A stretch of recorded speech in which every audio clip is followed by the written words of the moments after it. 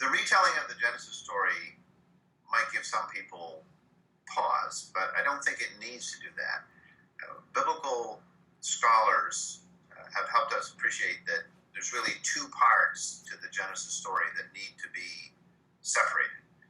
There's an ancient science that contains their understanding of the natural world, and then there's the emerging theology that eventually would become the Judeo-Christian tradition. So I think we need to pull those two things apart.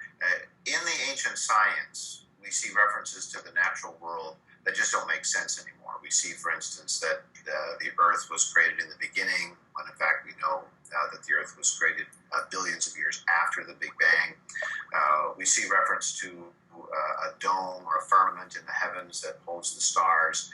We see plants being created before the sun, and so on. There's a whole host of things in there that reflect an ancient way of looking at the world that we just can't embrace any longer. So we either have to sort of set the whole story aside or set that piece aside and say, okay, we'll just worry about the theological component here and we'll just ignore this other part. But it's very distracting to do that, and biblical literalists are determined to keep that ancient science there and find some way to interpret it literally and to make sense of it and to reject whatever science doesn't agree with it.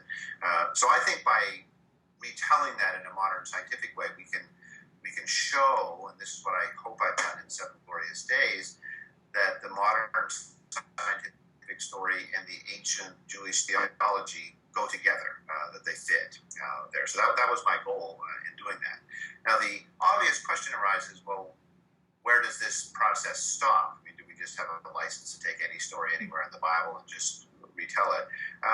And I would say that the Christian tradition has been retelling and recasting biblical stories for as long as it has existed. I mean, there's been endless debates about which books belong in the Bible, and not everybody agrees on what those books should be. There are parts of the Old Testament that we just ignore and don't read anymore. I mean, when's the last time you heard a sermon in the book of Numbers, and so on?